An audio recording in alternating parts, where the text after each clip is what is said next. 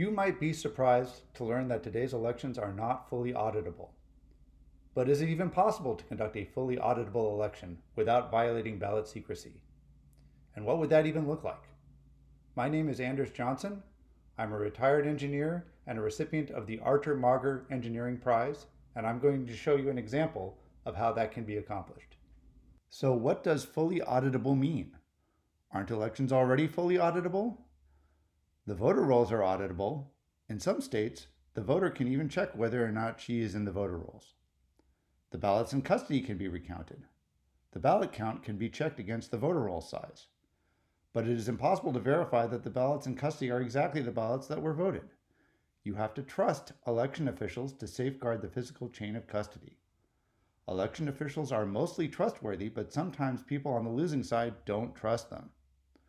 The problem is that election deniers have a valid point when they say that the voting systems are not fully auditable. We probably can't stop election denialism, but we can choose to stop giving them good reasons to complain. The way to fix this is to use a system that is still completely trustworthy, even if we assume the election authority intends to corrupt the election. What about roll call voting, like legislative bodies use? Isn't that fully auditable? Well, yes, but enabling the voter to prove her vote facilitates coercion, which can be catastrophic. You are entitled to tell people how you voted, but for your own protection, you are not entitled to prove that you're not lying about it. In some jurisdictions, you can share a ballot selfie, but you can't prove it isn't a deepfake. The 1850s Bleeding Kansas violence is an example of what can go horribly wrong with roll call voting. See the links in the description if you're not familiar with that. I hear you say, well, Anders, that was a long time ago. Get over it. Well, consider the retaliation against 2008 California Proposition 8 supporters. I'm not saying that financial transparency is a bad thing, but I am saying that it is unrealistic to believe that cancel culture is an artifact of the distant past. We don't close our umbrellas in a rainstorm just because we are not getting wet. Therefore, full auditability is a nice to have, but secrecy is an absolute requirement. What we can do instead is to take a page from the Bitcoin playbook and replace trust with math. But do not be alarmed. This presentation contains no math. End-to-end auditable voting systems actually predate Bitcoin. They were invented in 2004. A variety of systems have been proposed. They were first used in a public sector election in 2009, but until now they have been used only rarely and in few jurisdictions. As with Bitcoin, additional complexity is needed to enable trust-free verification. I can't tell you whether or not the benefits of this technology justify its complexity, but I can tell you that the technology exists and not using it is a choice. A citizen who doesn't understand why the system is trust-free can either research it himself or delegate that task to the knowledgeable people of his choice, but he is never forced to trust the government. That is the key difference. Described hereafter is a simplification of Scantegrity II, the simplest fully auditable system I can imagine.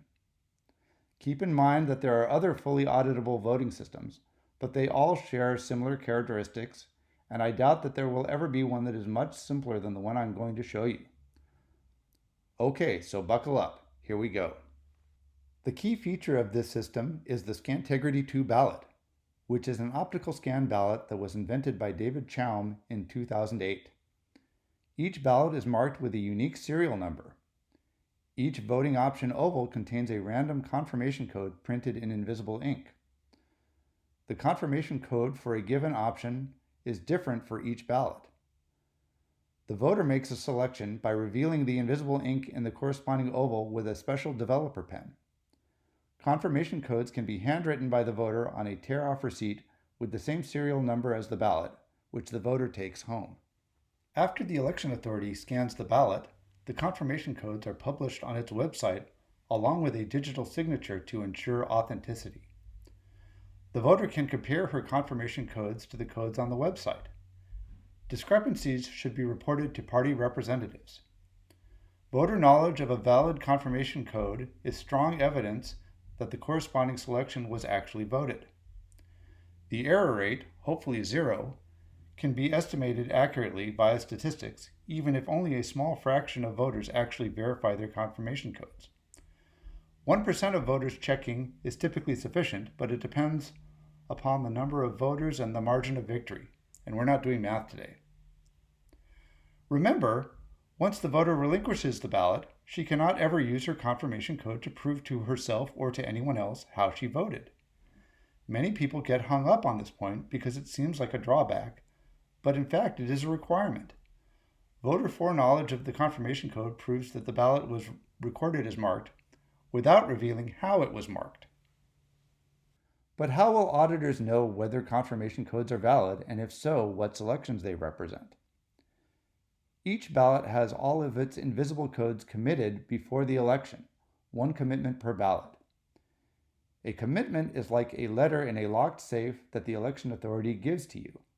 The election authority may reveal it later by giving you the key, but nobody, not even the election authority, can change it. For the benefit of those who already understand public key cryptography, I've left a recipe for doing it with the technology that underlies the padlock symbol on your web browser. Pause the video if that interests you. However, there are more efficient ways to do it. But what if the paper ballots don't match the back-end? Each voter may optionally request a second ballot. The voter, not the election authority, decides which ballot to spoil and which ballot to vote. The voter develops all of the invisible ink on the spoiled ballot and takes it home along with the tear-off receipt from the voted ballot. All of the committed confirmation codes of the spoiled ballot are revealed on the election authority's website. The voter can compare them to her spoiled paper ballot and verify them against the commitment.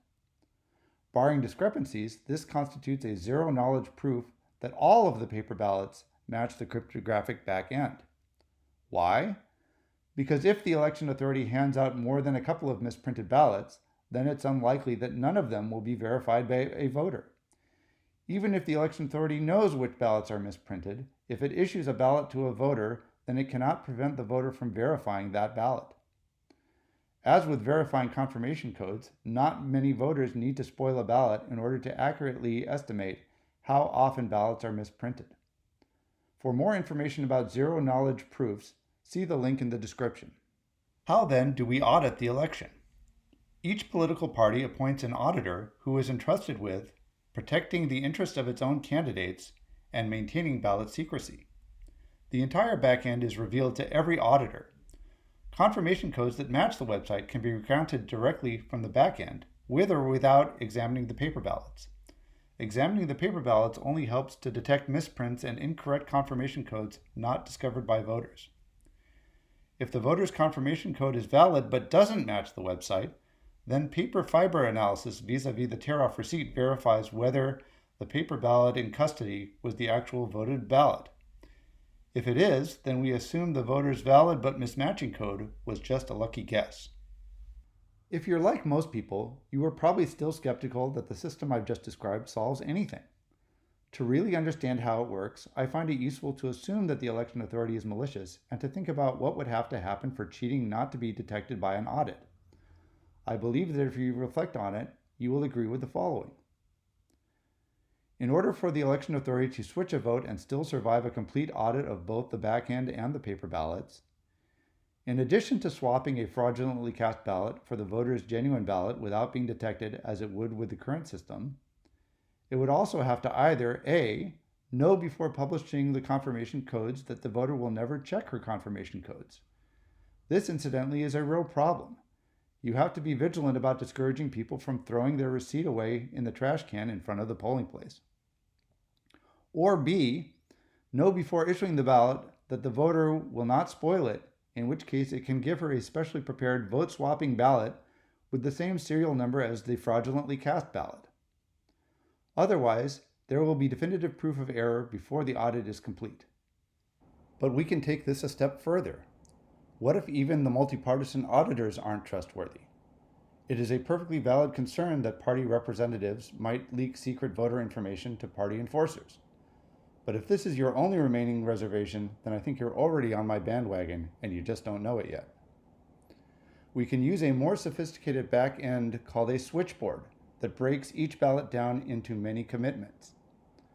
Additional post-election zero-knowledge proofs verify that each counted vote corresponds to a voted ballot, without revealing which counted vote corresponds to which ballot. Then the general public can audit the tally. Now the system isn't just fully auditable, it's end-to-end auditable. See the 2008 Scantegrity II paper for details. The link is in the description.